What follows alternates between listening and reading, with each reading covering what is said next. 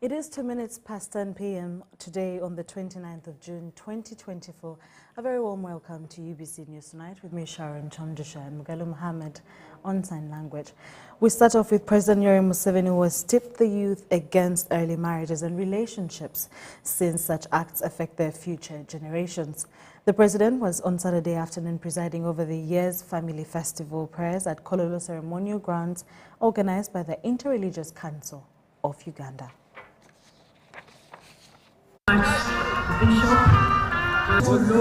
Donning his usual casual wear, this is how His Excellency Yoweri Kaguta Museveni, in the company of First Lady Jane Kataka Museveni, arrived at Kololo Ceremonial Grounds for this year's Interreligious Family Festival prayers. Yes, we are.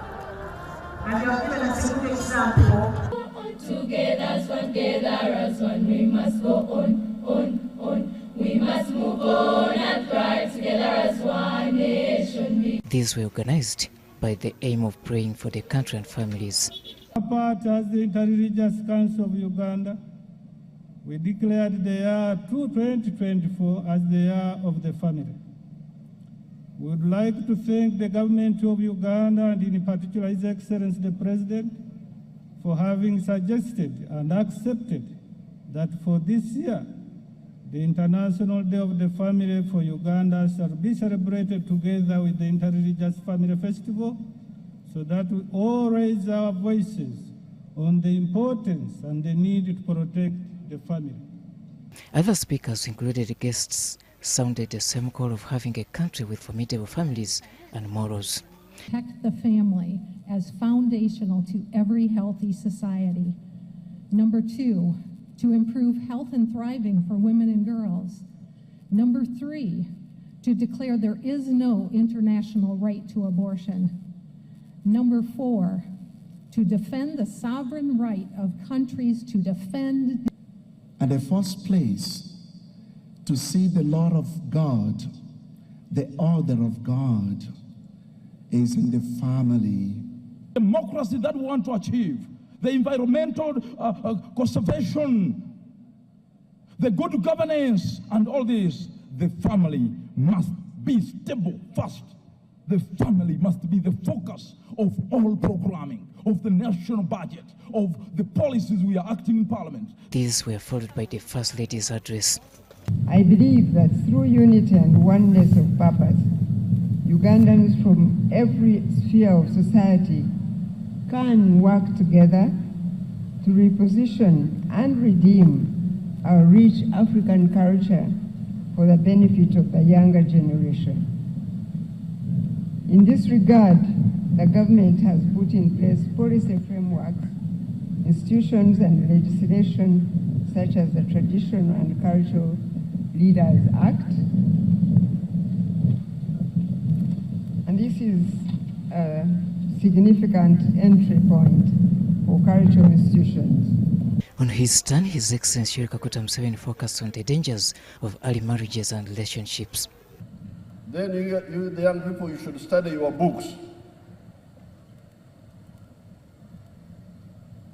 Study so that you get knowledge.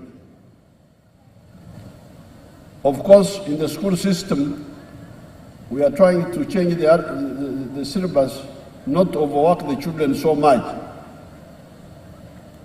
The President's message was directed mainly to the youth. In the meantime, as you reach puberty, please, you are not a married man at puberty or a married woman. You should not engage in sex.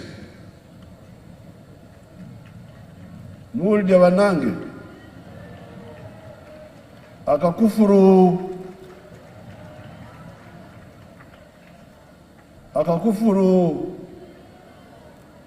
However, the address did not spare parents and guardians. I'm telling you that don't try to be a wife when you are not married. Then when you finish your education, may I encourage young people to get married. 22, 23 there, it's how we do say.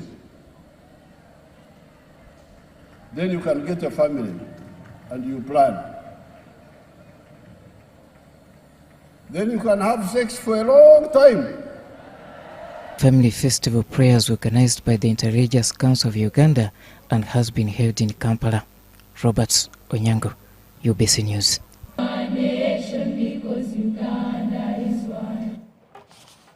Now, in more stories, First Lady and Minister for Education and Sports, Mrs. Janet Kataha Museveni, has highly praised the Institute for Leadership Excellence and Development program, which is also being launched in Uganda to support the youth in living positive and productive lives. Take a look as William reports. Excellence and Development Program targets children in primary and secondary schools. It aims to equip them with leadership skills, enabling them to serve and influence their peers responsibly. The program supplements academic learning by refocusing on skills education for self-reliance and offers mentorship in leadership skills. The program was welcomed by Mrs. Museveni and thanked God for the right timing. Everything we are saying here and doing and trying to do really comes from the heart of God. It is God who understands where our children, or the young people globally, what they are facing across the globe, because you know we look at what is happening everywhere and it's disturbing. But when you think about the young people, some of them who have no parents, some of them whose parents really don't know what to do with the problems they are facing, you just know that the children they're in a challenging world and they need support. So it is God Himself who's doing this. And I have no doubt in my mind that God never starts anything He will not finish. The First Lady accepted the new role of being a patron of the ILEAD program in Uganda, a request made by John Griffin, the Vice President of Global Programs at the John Maxwell Foundation. She, however, emphasized the need for leaders to have strong faith in God for such seemingly large programs to succeed. But if we know that what we are doing really begins in the heart of God, and just have faith. God knows how to connect these dots, and He will continue to connect us, and He will raise the funds, and He will do what we can't do. Amen. So we should not fear, and we should not feel that we can't do these programs, they're too big. The God we serve is going to continue to lead us and to push what He only has started. God goes before us, and if we just have faith in Him, all things are possible. John Griffin spoke of the amazing experiences he witnessed globally among the youth their resilience, and their eagerness to undergo transformation. He also shared touching testimonies he observed in Rwanda and other parts of the world. I get to see stories like this all over the world. I get to watch children take ownership not only of their lives, but ownership within the classroom. We see that the respect for one another has gone up, where there's so many less disciplinary actions, that their attendance has gone up because they no longer want to stay out of school, but they're willing to be engaged and go to school because now they are seeing purpose in their lives. And so I get very excited about, as we continue to expand this program and this tool all across the world. Mr. Griffin, who has been to Africa 4 times and to Uganda twice, observed that the students in Uganda have a lot of potential and resilience. He is continuously reminded that everyone deserves to be well led. Reporting for UBC, Baguma William. President Yoweri Museveni has asked proprietors and owners of higher institutions of learning to equip learners with skills and knowledge that are highly competitive on demand internationally. Now, the president's message was conveyed by the 3rd Deputy Prime Minister Hajat Lukia Kadama Nakasanga at the 4th graduation ceremony of Islamic Core University, which has changed name and rebranded to Insan International University. The function was held at Uganda Muslim Supreme Council headquarters at Old Kampala.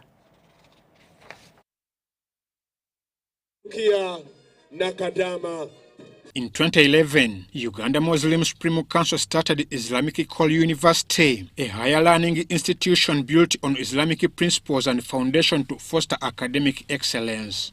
In 2016, President Museveni laid a foundation stone at the university site. As years have unfolded, the Islamic Core University has boasted of enhancing and teaching doctrines in different fields. At the university's 4th graduation ceremony held at Old Kampala, over 200 graduates attained certificates, diploma and degree courses in numerous departments, including information and communication technology, computer literacy, business administration, Islamic faith and Sharia law, among other fields. Nakakawa Christine, Nabukenya Shura. By virtue of the powers entrusted to me, I congratulate each one of you whose names have been read for the award of certificate in early childhood education. In his speech read by the 3rd Deputy Premier, Hajat Lukia Isanga Nakadama, who he delegated as the guest of honor, President Museveni commended the institution for empowering human resources courses. I commend the university management and staff for making a contribution to the development of human resource in Uganda. In 1986, when the NRM government came to power, we identified the underdevelopment of the human resource as one of the 10 strategic bottlenecks to Uganda's development. With the growing trend of adult literacy, the president asked higher institutions of learning to prioritize teaching of internationally demanded and competitive courses. Employment among the younger graduates. This is a good challenge because there is a cure for it. The solution to this problem is prioritizing the teaching of courses that are relevant to the job market in the private sector.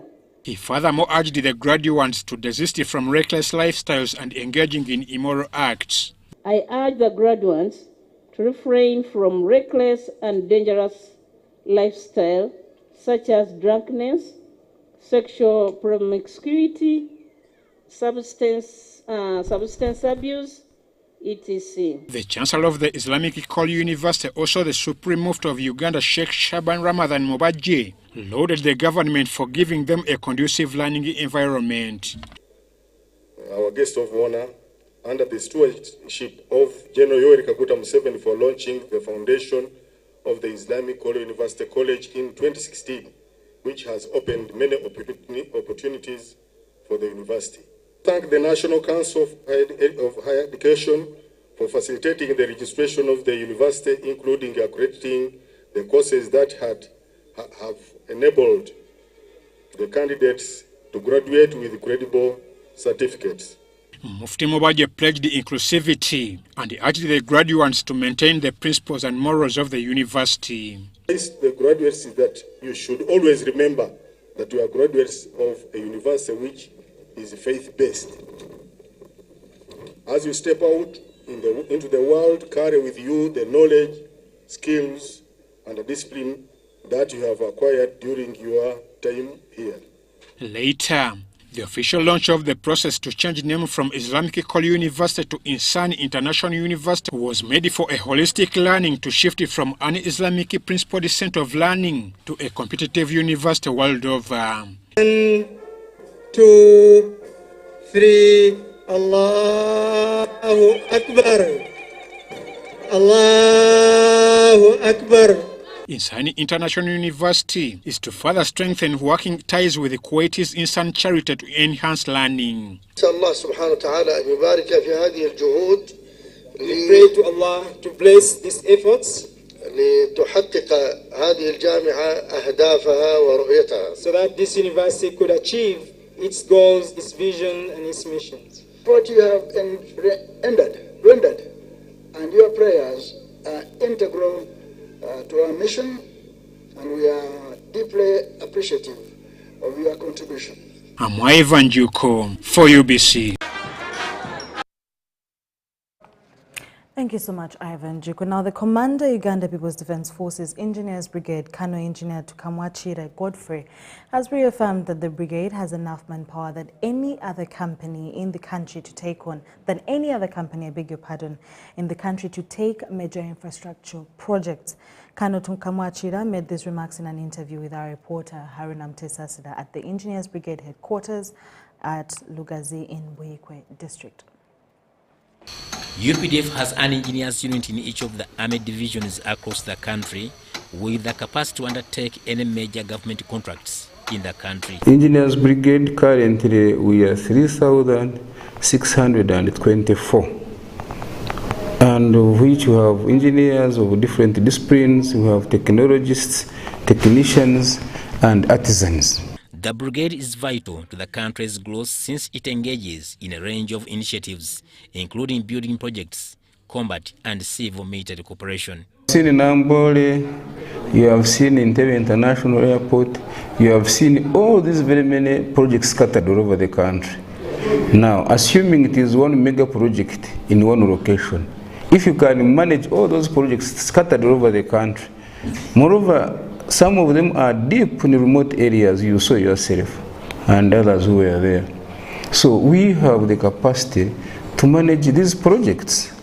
Currently, the UPDF Engineers Brigade has 3,624 engineers who are carrying out 327 projects in the entire country. The Ministry of Defense and Veteran Affairs and the UPDF has again given us 1,000 slots. So on top of the other number, 3,624, we have been given 1,000 slots. These 1,000 slots are to reinforce the human capacity. And out of those, we shall need 700 masons, 100 specialized fabricators, 50 carpenters, 30 electricians. We also want people who operate heavy equipment, because remember, we acquired equipment. The brigade is commanded by Kano Engineer Tukamwachira Godfrey, who replaced Brigadier General Besje Benkunda, who was elevated to the position of Chief Joint Staff Engineers. Kano Engineer Tukamwachira Godfrey believes that the brigade has the capacity to execute government construction projects in a timely manner because of the experience and expertise of UPDF engineers. That quality work has been produced. Now, people were worried that when Engineers Brigade takes over these jobs, these projects, that people will lose jobs. But instead, people are getting more jobs. Like everywhere we go, we recruit between 30 to 40% of the local population. They work with us. So we are creating jobs. People are not losing jobs. And then with recent recruitments, again, ever since The directive was given on 1st July of 2021. We have recruited no more than 2,000. Since 2021-2022 financial year, the UPDF Engineers Brigade had been involved in a number of construction projects, including Entebbe International Airport, Mandela National Stadium, and Kololo Independence Grounds, as well as various schools and health facility units countrywide. Deployed our forces, our teams, in a relationship to the time duration. You budget your work plan, you budget your workforce, you look for resources, you prepare a procurement plan that is guided by the work program.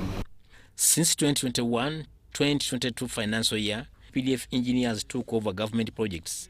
Government has saved a lot of money from corrupt government officials, which was being lost in dubious deals. Haruna Mutesasira, UBC News.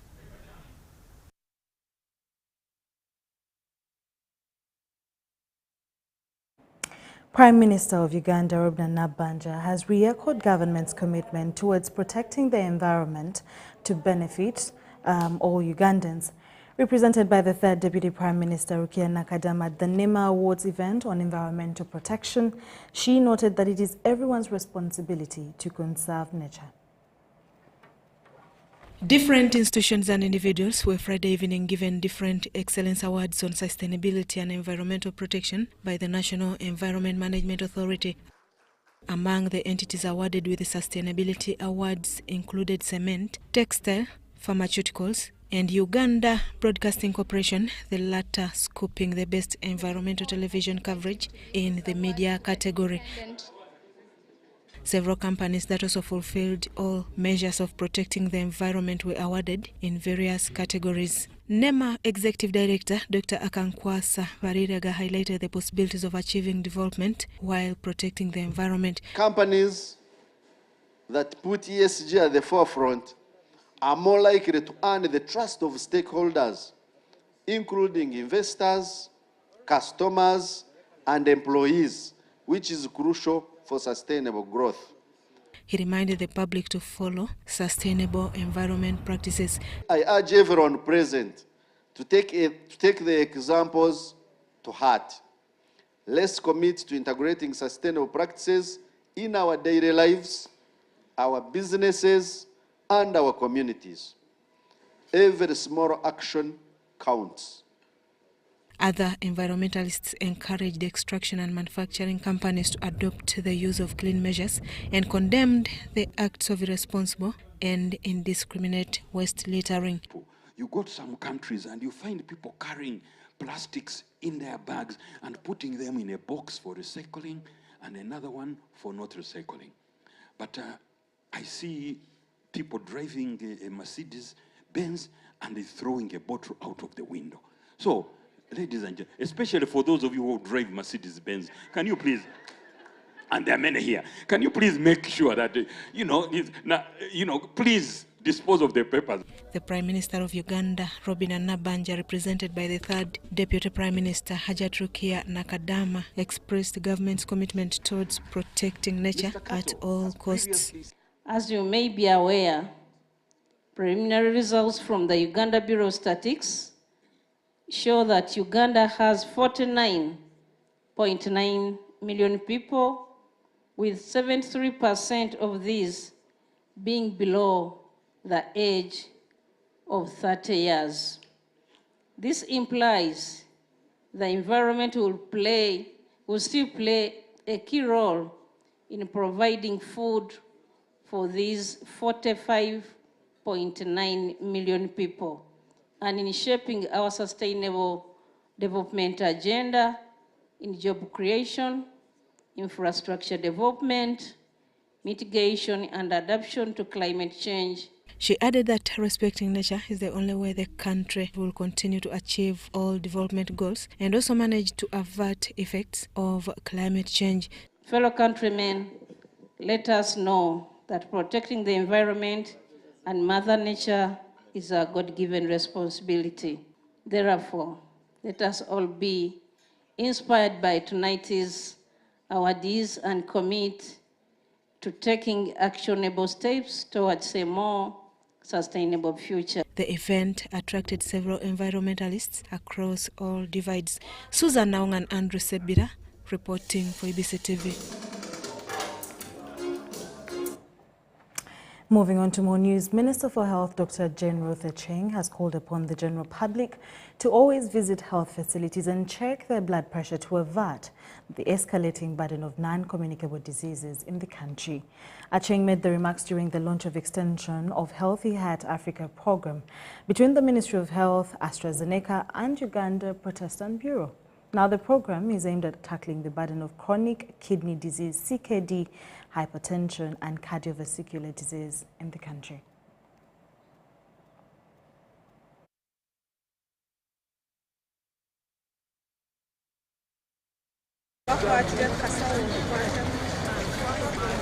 The global burden of non-communicable diseases, NCDs, continues to increase. According to the World Health Organization Country Disease Outlook Report 2023, 35% of the total deaths in Uganda are due to NCDs.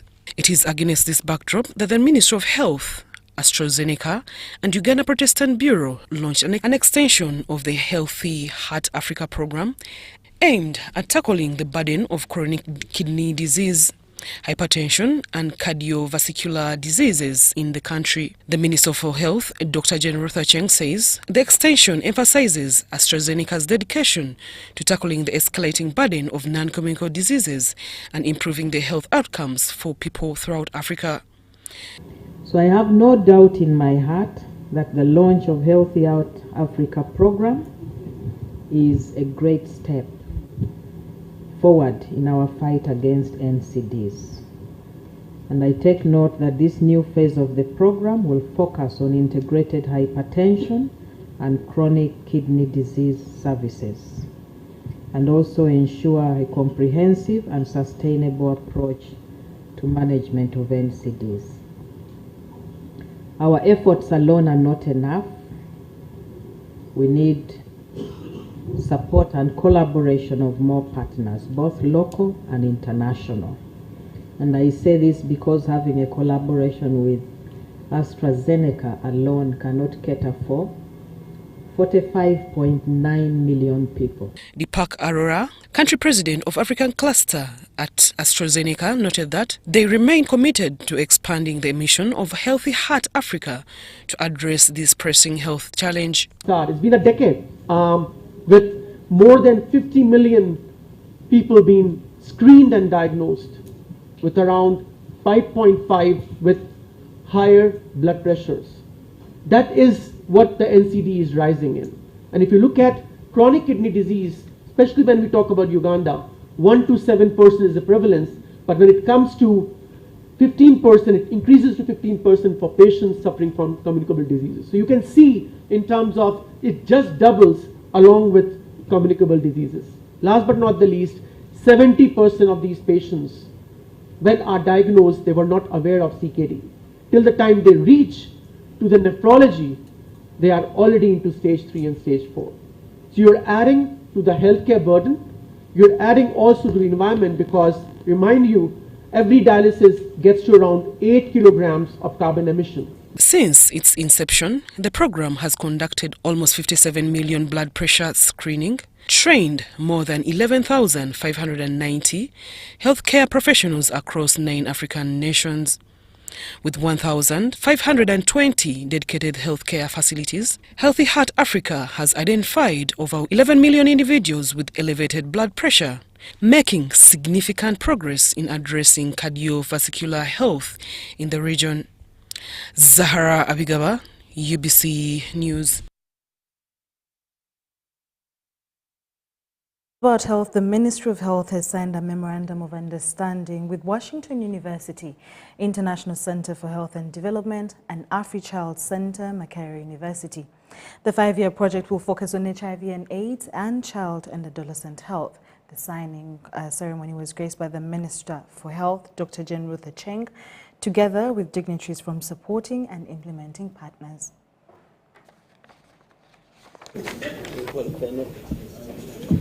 Very excited to sign this memorandum of understanding. Not because I am a minister now, because I may not be here tomorrow. But we are looking forward to a collaboration that will stand the test of time and add value to the lives of the children of Uganda, but also add value in terms of capacity building.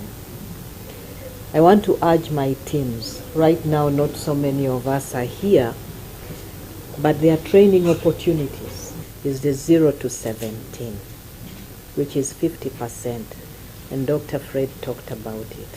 I'm not saying this because I'm a pediatrician, but when you see such a huge number of a population that is so young, you know the vulnerabilities, you know the challenges, and when it is compounded by poverty and what the parents are experiencing currently, because we are not yet there as a country. Those issues is by conducting, we believe in evidence, and we need to be able to conduct evidence-based research which is rigorous for us to figure out how we take care of these young people as they grow up. For the economists in the room will tell you that don't be worried about this youth bulge, because if you prepare the youth bulge well, then you benefit from bigger markets, great employment, great innovation.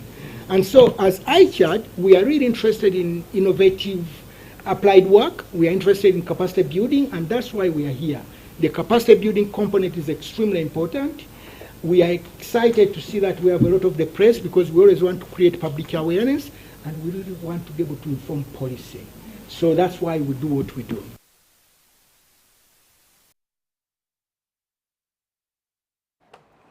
Masindi district has commemorated this year's belated Environmental Day with a call to preserve and restore River Kafu, which currently is under attack by encroachers. The celebrations have been graced by the Junior Minister for Youth and Children Affairs, Balam Barugahare, who encouraged tree planting in order to save nature. Masindi district local government has commemorated this year's belated Environment Day.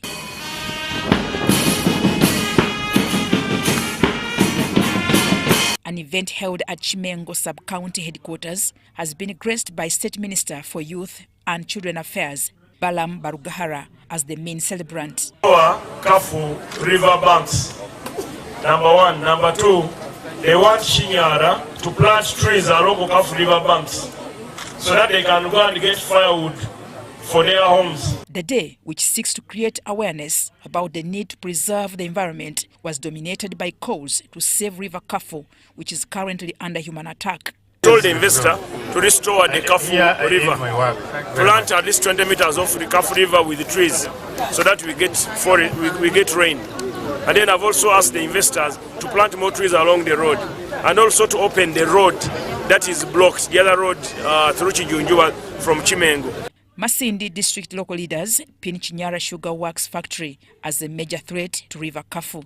It's for this and other cases that tree planting is being emphasized among communities. The level of degradation is really high, but we are trying to bring it down. And we have a management plan where we are targeting at least by 2040, we should have restored more than 50% of what is already degraded. Mutonyi Hilda and Robert Onyango, UBC.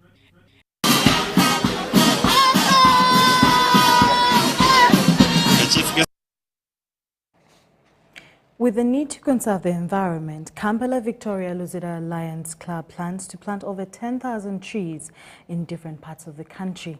Club members say following the effects of climate change in the country, there is need to put more focus on conserving the environment than ever before. Uganda is experiencing significant impacts of climate change, which include changing weather patterns, dropping water levels, and increased frequency of extreme water events such as floods as well as drought, with socio-economic impact make communities very vulnerable. Now with the need to conserve the environment, Kampala Victoria Lions Club intends to put its focus on planting trees in different parts of the country this year. Apart from focusing on conserving the environment, the club has also impacted on the health sector, where 259 people were screened for diabetes. Sometimes we identify somebody who has a cataract. For us, we go and do a medical camp for the eyes. We identify it, we pull resources together, and we take that person for surgery. But it's basically having a good heart for vulnerable.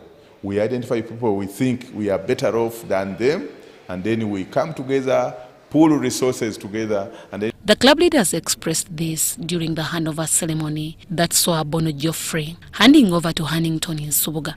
Becoming executive, you know these are things you should know. The international president has a theme, and your goals must be aligned to that. Because we believe what we do is very good to humanity and our country can move forward. Obono Godfrey, the outgoing president, highlighted some of the achievements during his tenure and disclosed their intention as a club to address the challenge of street children. Our intention of collecting these children and taking them to rehabilitation center, which police have already okayed. After collecting them, we shall get in touch with either Dorea, where we have already signed as our signatory, so that they are really rehabilitated. Hannington in Subuga, who is now the president of Kampala Victoria Lions Club, will serve a 1-year term. I'm not a doctor, but of course, when we work in partnership with a number of different partners, we are going to reach out to the number of partners in Luzira, and then we make sure that we deliver a service to so many people in need. There's so many people who can't get this service because either they don't have money, so we are trying to do our best, reach out to our partners, raise the funds, and then try to make sure that they get these services. Deborah Namamonde, UBC News.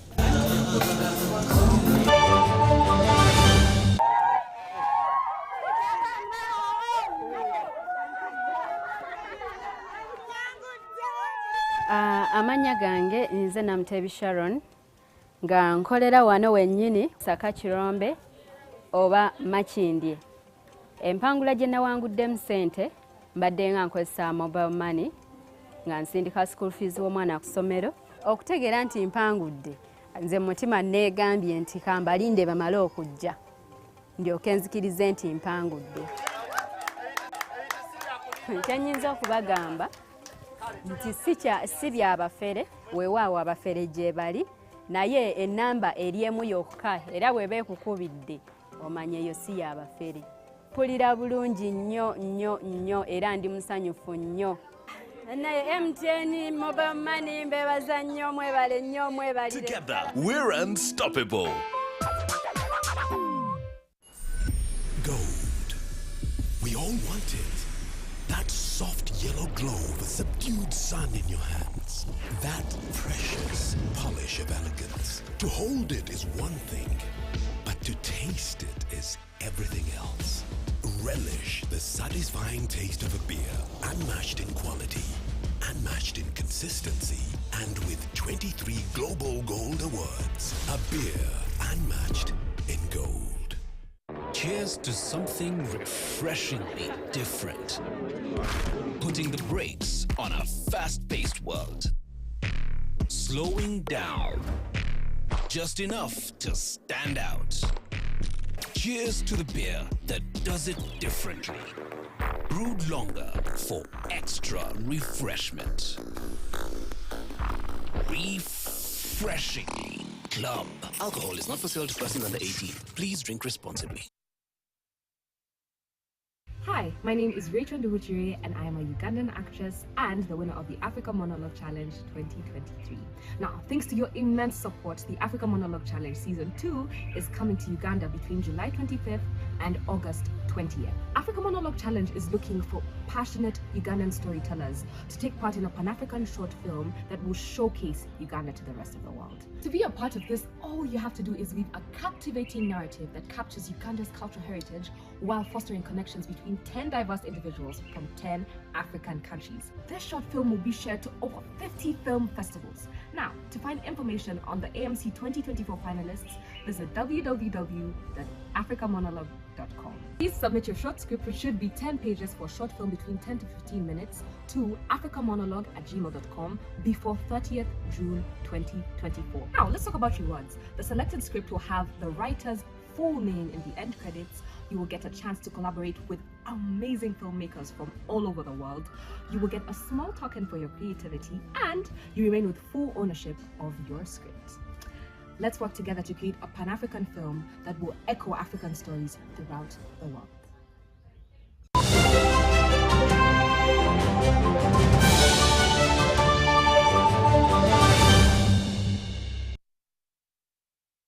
Come back from that short commercial break. Now, a team of commissioners from the President's office are in Lubirizi district to assess and monitor ongoing government programs.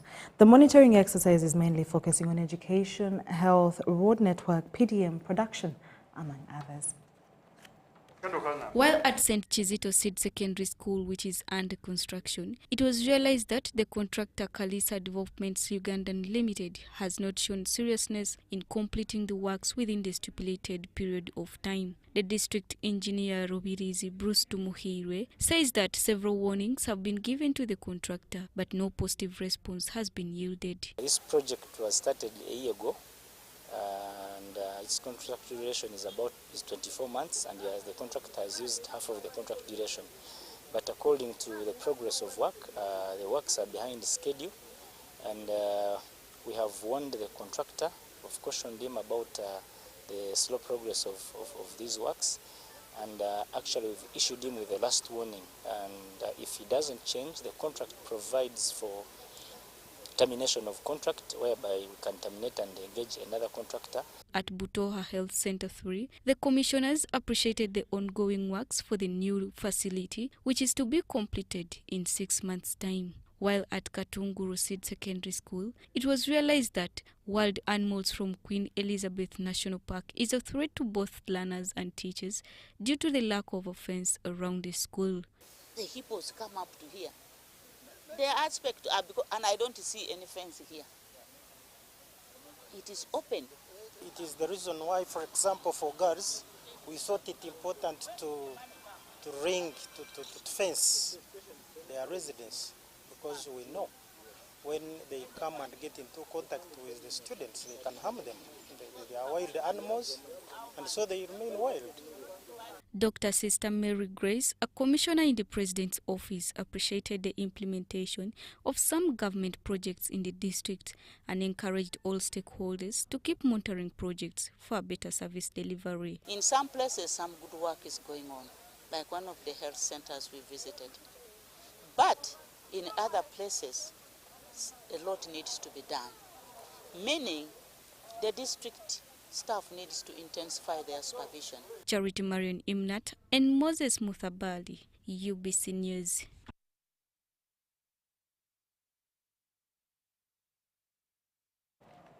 National Water and Sewage Corporation is losing close to 1 billion Ugandan shillings in water theft in Kampala City alone. Now, this revelation came up during stakeholders' meetings held at Bat Valley Primary School, where National Water and Sewage Corporation is seeking for partnership with local leaders in Kampala Central Division to improve on their services. Take a look. The stakeholders' meeting, organized by National Water and Sewage Corporation, sparked a wide range of reactions from councillors, business community leaders, and the top political heads of Kampala Central Division that had turned up. Every month, somebody is paying 50,000. Within the next month is 120. Another day, 170. So they are asking. And even the landlords, they also have the same problem. Tukyali bubi nnyo mu slums area era toilet eziri mu kitundu kyaffe teri ku standard nnungi. Neshuwalayini yamenyeka eyamengo yamenyekera ddala eva mu Yohana Maria ete paka mu kisenyi kisooka yamenyeka ate nga ffenna kwe kutuconnectinga kazambi atutta mu myala gyaffe. National Water and Sewage Corporation is currently installing key water and sanitation facilities to improve on water service delivery in Kampala. One of the key activities and interventions we're undertaking is we're installing public prepaid meters that are supposed to target the informal settlements of people in disadvantaged communities. We're going to install a total of 2,600 prepaid meters. While the corporation is determined to improve on its services, it is grappling with illegal water use by city dwellers. When you look at the Kampala Water Central alone, the Central Division, we have about 700 million attached to our kids, not yet paid. So we realize that actually 40% of the water produced in Kampala is lost. And you realize the people who are stealing are not the poor, but the rich are the ones who are stealing. And when they steal water, they basically compromise national ability to serve that don't have. So again, it's an area we agree to work together with them to address the issue of illegal water use and also the issue of people not paying for the bills. Owners of city arcades have been singled out as the major culprits in illegal water use and defaulting on water bills. The political heads of Kampala Central Division who attended this meeting have promised to help National Water and Sewage Corporation crack a whip on people using water illegally. No more stealing of water. No more bypassing of meters. Landlords should pay for the water being consumed. And then damaging the pipes of National Water. We shall also come up and help National Water whereby they do not damage the pipes of National Water. This bigger problem goes to National Water because you cannot know who is, who is taking that water for free. But they have to work with leaders. Leaders, they know these people. At the end of the meeting, the stakeholders agreed to ensure that there is cheap, clean water for use to all city dwellers and accessible sanitation facilities. Diana Olwen-Peters, UBC News in Kampala. The Minister for Water and Environment, Sam Cheptoris, has backed the ongoing evictions in Luigi as a timely operation that will go a long way in restoring the wetlands and her ecosystems. The minister shared this during a farewell party for the outgoing Executive Director of National Forestry Authority, Dr. Tom Obong-Okello, whose two-term tenure ends on the 30th of this month. It is 6 years since Dr. Tom Obong-Okello took over the management of National Forestry Authority as Executive Director. In this period, Dr. Okello is said to have made numerous breakthroughs. We have an increase in forest cover from 9.9% in 2017 to 12.4% in 2014. And this has been under the friends of NFA planting more trees, the public planting more trees, and the private farmers also planting more trees. Tom has been a big team player. And for that, NFA has moved strides. And we thank God who gave him that wisdom and the ability to be a team player. As he bows out, Dr. Okello advises his successor to prioritize forest management as a way of consolidating most of his achievements. We need to invest in ecotourism. This is the cash cow if well managed. He, however, reveals some of the persistent bottlenecks in the field of natural resources management, especially encroachers, who he prefers to describe as greedy people. We are noticing that there are people there who are too greedy. They have appetite which cannot be satisfied for land, for money, and they are targeting gazetted land. And we need to address this. Presiding over Dr. Tom Okello's farewell party was the line Minister for Water and Environment, Sam Cheptoris. In his remarks, Minister Cheptoris lashed out at politicians for fueling environmental degradation in the name of protecting their votes. Votes have killed this country, by the way. I say that without fear of contradiction. Where people do things because the voters, instead of us leading, we are supposed to lead the vote, they are leading us. Minister Cheptoris further justified the ongoing evictions in Luigi before praising those at the forefront in the management of natural resources. Every time I'm in the cabinet, I'm bashed. They say your name is sleeping on the job. Your name is sleeping on the job. Now, when Nema wakes up from the sleep, they say he should continue sleeping. Not really. The message must be send to Ugandans that doing things with impunity must stop. All this came to light at the event to celebrate the service of Dr. Tom Obong Okello. Dorcas Kimono, UBC News. Implementation under NDP. Uganda's Minister of State for Primary Healthcare, Margaret Muhanga, and that of General Duties in the Office of the Prime Minister, Justin Kasule Lumumba, have applauded the role Rotary plays in complementing government service delivery. Take a look. Long-serving former Uganda National Roads Authority Communication Director Dan Alinange has been installed as the president of the Rotary Club of Upper Kololo. At the event, the Minister for General Duties, Justin Kasule Lumumba, contributed 10 million Uganda shillings towards the activities of the club and commended the work done by Rotarians across the country. But you come in handy to support, and you always go for those, like I've said before, those you don't know. So I want to say thank you. You have supported us, so you keep homes together, strong and very organized like you did in the club. Even when we go for work, for those who are in the Rotary, you are able to tell in a crowd and say, the way this one does, what is your background? Then one explains, you say, no, there must be something. Usually they explain and there is the element of Rotary. Thank you so much.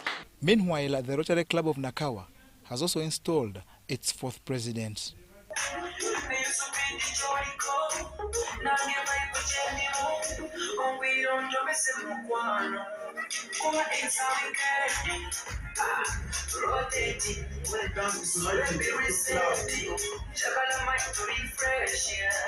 The occasion was graced by State Minister for Primary Health Care Margaret Muhanga and legislator aspirant Nakawa East in 2026, Moses Mugisha Okwera. I'm really appreciative of Rotary Club of Nakawa to have done so many tremendous activities on the ground.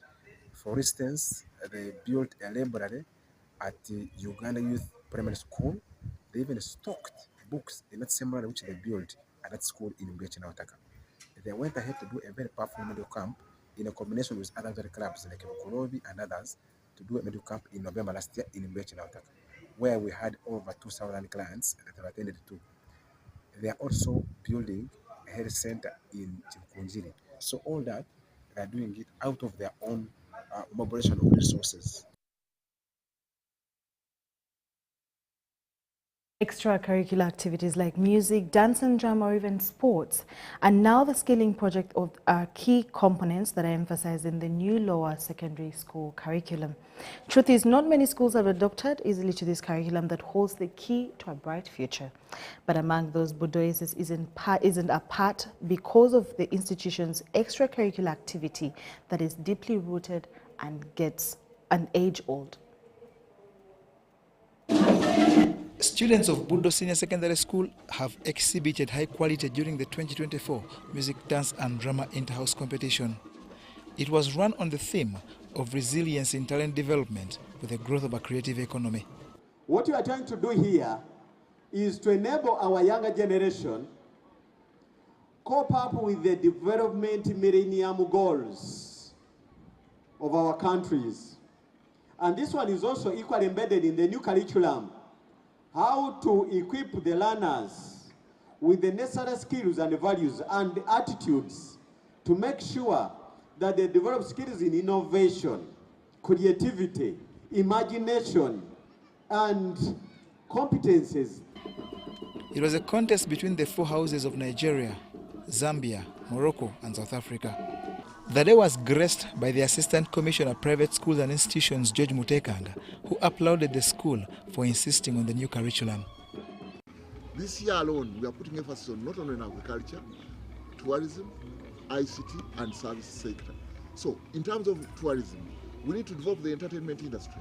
It is this entertainment industry that will attract people in this country, to bring money to this country, to bring tourists to this country. It is not only the hospitality, the fauna and flora that we used to talk about. Now it is the people. What are the people able to do? It is the dance, it is the drama, it's the singing. Both in hotels, at any site, it will attract them. So to me, that's a form of it's a form of employment. The contest was in several events including folk dance, folk song, creative dance, western pop song, poem and speech.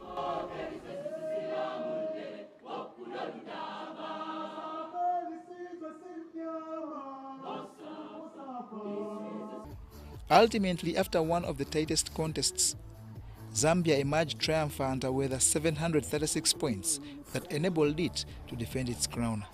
Nigeria was in second position with 731 points, Morocco third after collecting 720 points, and South Africa last on 711 points. Budo Senior Secondary School, that has consistently performed in music, dance and drama, will in August celebrate 25 years of excellence with a music concert dubbed Febudo. We are celebrating resilience in music, dance and drama. 25 years of consistency, hard work and excellence in this area. Come and join us at Serena.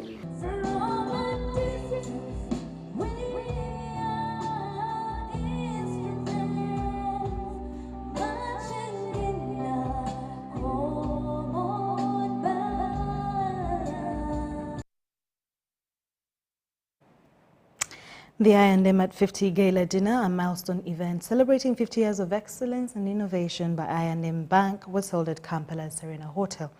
The gala brought together a host of distinguished stakeholders, including industry leaders, long-term partners, and prominent clients, marking a significant chapter in the bank's institution and illustrious history. Take a look.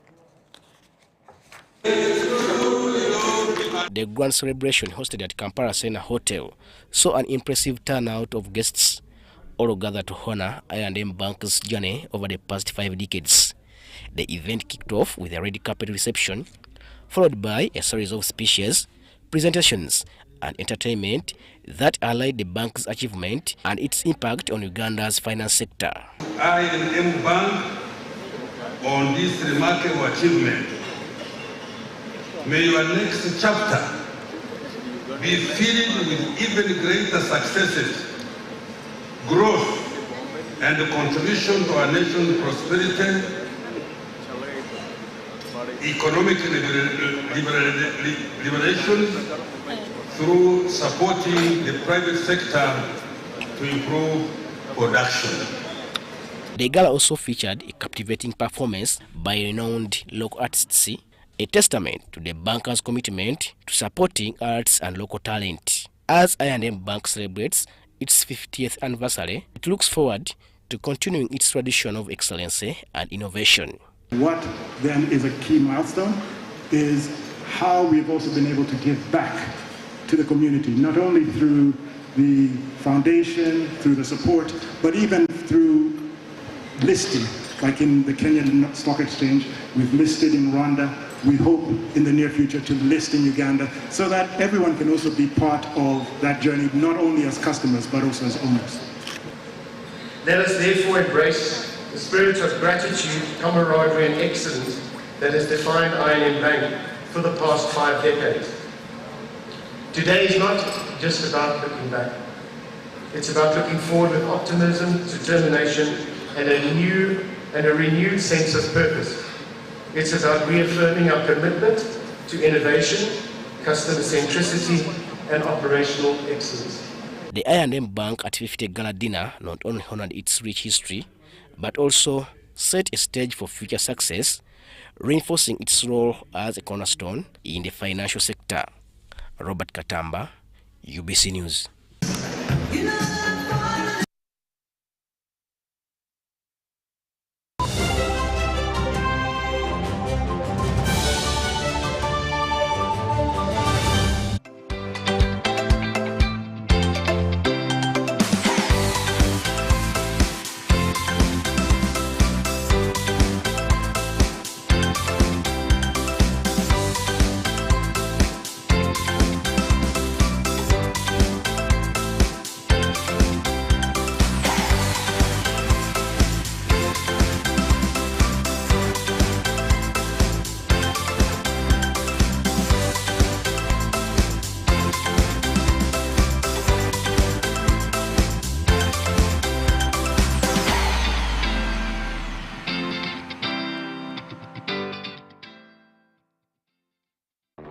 switches to something refreshingly different, putting the brakes on a fast-paced world. Slowing down, just enough to stand out. Cheers to the beer that does it differently. Brewed longer for extra refreshment. Refreshing Club. Alcohol is not for sale to persons under 18. Please drink responsibly.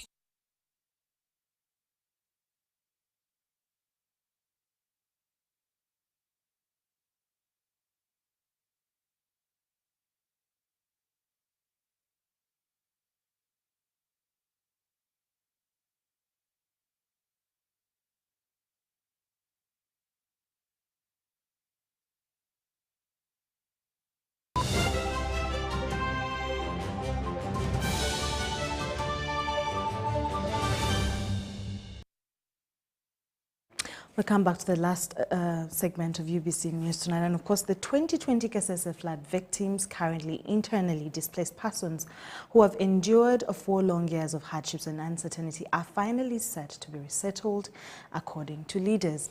However, the land on which the group is set to be resettled is still under ownership disputes between 2 parties, leaving the beneficiaries hesitant about a possible move. Take a look. In 2020, Kasese was struck by a devastating flood that wreaked havoc on the community, leaving scores dead, families homeless and displaced.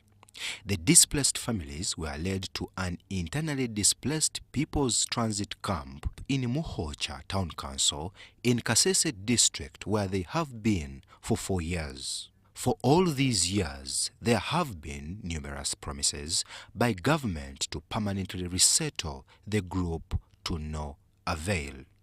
Now, more than a year ago, the government is said to have procured land amounting to 200 acres where they would finally permanently resettle the flood victims. However, this land has since become the center of a bitter dispute between 2 parties. The current occupants claim ancestral ownership, while the other group argues illegal documentation in their favor. We heard that they have bought that land, they have given him money, and yet for us we are here as citizens. People have decided right from today that if government does not investigate this matter with care, people are ready to put their lives on the line. Nevertheless, the district leadership is determined to hand over the land once a few remaining issues like knowing the exact number of beneficiaries and plot demarcations are done. According to the RDC Kasese Lieutenant Joe Walusembe, they are looking for mechanisms of handling the group that is already occupying the land instead of an eviction. A land title. When you say that the wife belongs to you, you have to be with the marriage certificate. And if you say the vehicle belongs to you, you have to be with the logbook. And if you claim to be a landowner, you have to be with land title. So that's why strongly I say that the land is ours. Those who are complaining should go in court of law, which I strongly doubt whether they will be persisted. Tensions are, however, high, making the prospect of integration seem daunting. So when we had this news, and we well know that the case is not yet disposed of in the courts of law, I felt it prudent that I needed to call my Bataka, then I tell them on what's going on. I'm surprised to see that government has come to chase us from our land, claiming to bring some other people who were displaced by River Nyamwamba, and they bring them to our area. We are also human beings like those people they want to settle. But now, where do we go? It is a shame for the government supporting somebody who has never stayed in the area over that period of time. I am going to protect my land. One, I am doing my activities there. I have a home. I am doing some economic activities, agriculture. So I am there all the time. I'm there. The internally displaced persons are, however, still hesitant on a possible resettlement. That land is good. We don't say that it's bad, but it's bad because it has conflicts. Brian Tumunebiaruhanga, UBC News.